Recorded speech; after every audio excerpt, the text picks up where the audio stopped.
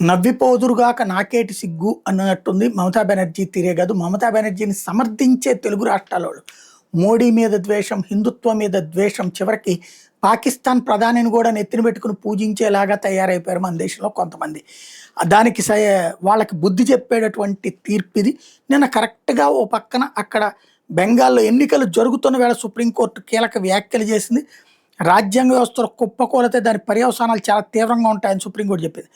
రాష్ట్రపతి పాలన విధించడానికి దారి తీయవచ్చని చెప్పింది.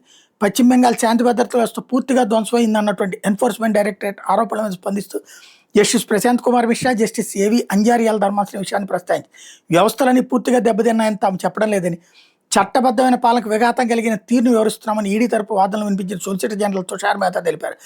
రాష్ట్రపతి పాలన విధింపు చాలా పెద్ద విషయమని, గతంలో ఇట్లాంటివి జరిగిన సందర్భాలు న్యాయమూర్తి మెదిలో ఉండొచ్చన్నారు. ఆ దిశగా వాదనలు తీసుకెళ్లారని ఆశిస్తున్నానని జస్టిస్ అంజరియా పేర్కొన్నారు.